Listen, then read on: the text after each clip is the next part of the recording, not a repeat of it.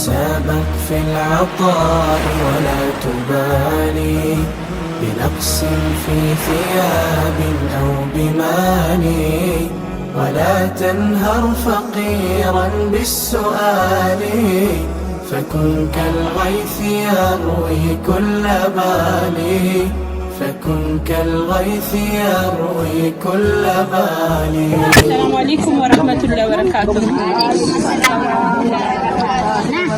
እንግዲህ አሁን ዛሬ የተገኘነው ስልጤ ዞን አዲስ ቾሪሮ ወረዳ ላይ ነው የምንገኘው። ይሄ እዚህ መስጂድ ላይ በኡበይ አብዱል መሊክ ልጆች የተበረከተው የጉድጓድ ውሃ ነው።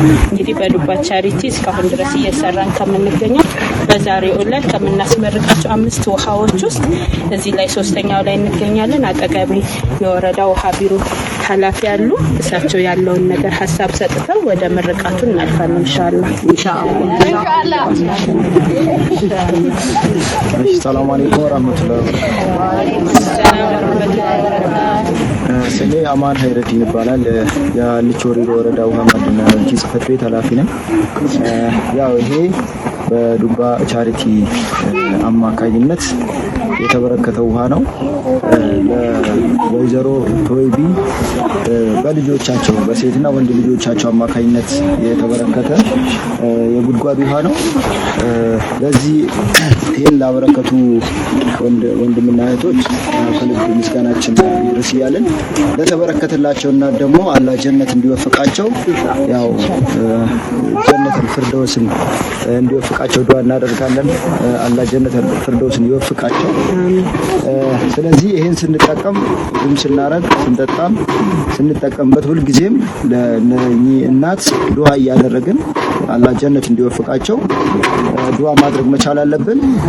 ልጆቻቸው ያው እኛን አያውቁንም በአካል መስጊዱን በአካል መጥተው አይተው አይደለም፣ ግን ደግሞ በየትኛው መለም ያለ የሰው ልጅ ተጠቅሞ ሙስሊም ወንድሞች ዱዓ አድርገው ሰደቀቱ ጃሪያ እንዲሆንላቸው በመመኘት ነው የነሰሩት ማለት ነው። አላህ ይስጣቸው ለነሱም ለእናታቸውም አላህ ጀነት ይወፍቃቸው።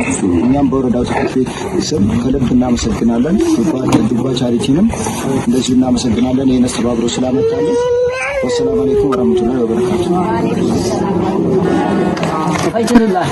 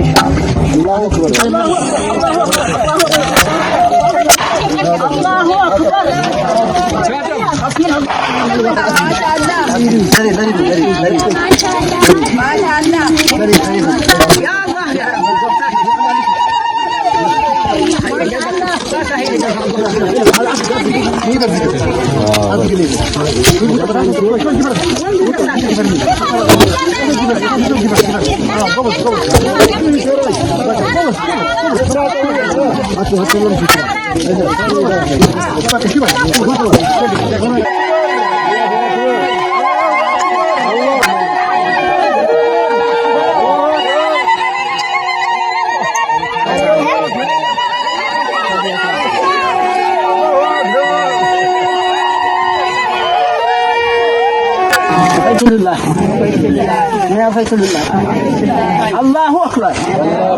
ليش تقول الله أكبر الله أكبر. أمين. الصلاة والسلام بعد وقريت يوم بعد وقريت يوم يا بارك الله فيك سيتداق الله فيك أربم رابم قببل سنبب صابام لسيت قببل أكم لهن لا يمت خفتني أجر الله يا بابا خفتني أجر الله يا بابا فذكرنا قلاني سماي جيجان أجر الله هذا أجل من بروك الله هذا نبرو تمام هاكو كفاشنكم يجمام قفا سنقام صفا هاكو الله شنو يا الله لا موت الأمعات المسلمين والمؤمنات والمؤمنين والمسلمات والمسلمين لبعض الأمات فردوس الجنة الله بهم الجنة مشهور الله شيم الجنة ألقى الله تينيم الجنة برشق الله بلاي ورقي ألقى تينيم ورق برشق أسيم أنت الله شين فردوس الجنة لا تمني بروت إدمام حياة بقيتني بروت بعدي وقريت يا الله يا الله يا الله يا الله الله أكبر. العالمين الحمد لله رب العالمين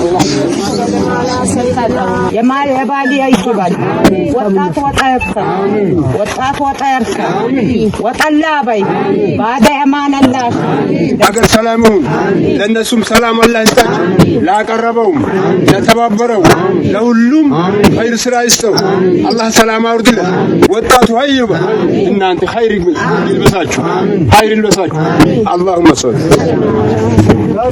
كلما تتصدق وتنفق كلما يخلف الله عليك وما هو خلف من عند الله خير وأبرك مما هو أصل من عندك أنت وليس خلفا لأن الله عز وجل يقول ما عندكم ينفد وما عند الله باق فإذا أخلف الله لك صدقة تصدقت بها فالخلف بعد الصدقة أبرك من الصدقة نفسها ولهذا سر الغنى الإنفاق وعبر التاريخ أكثر الناس غنى أكثرهم إنفاقا وأكثرهم عطاء والدنيا من دخلها لينفق في سبيل الله لو ملكها كلها لا تؤثر عليه ولا تضره وأما من جمعها وحرص على جمعها وبخل بها فهذا تضره في الدنيا وتضره في الآخرة